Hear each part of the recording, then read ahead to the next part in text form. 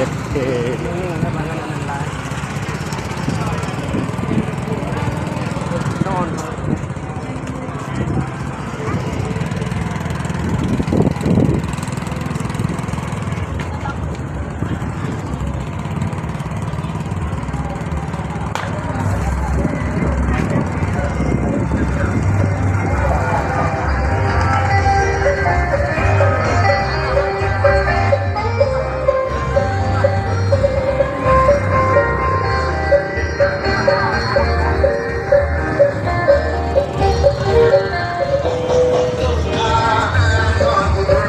นี่ก่อน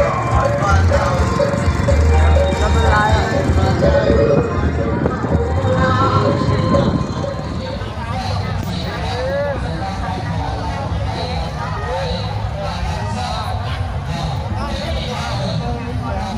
แก้ว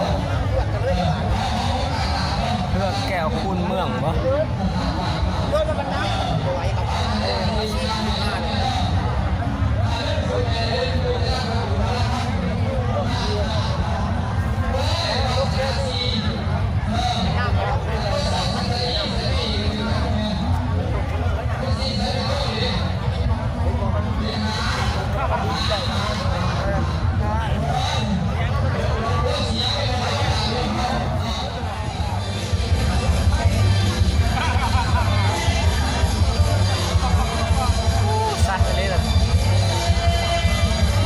งานบุญทรงเครือแก่งกอก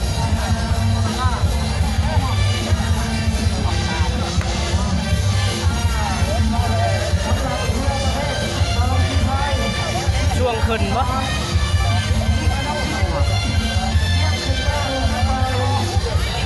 คนซองภาคฟัง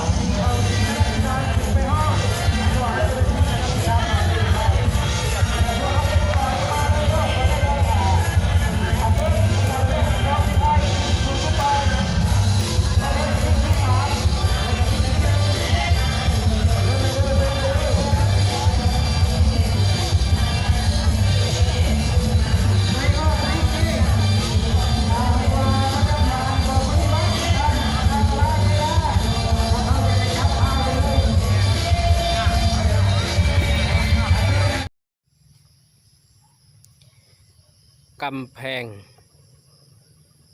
วัดเก่าตะแหลว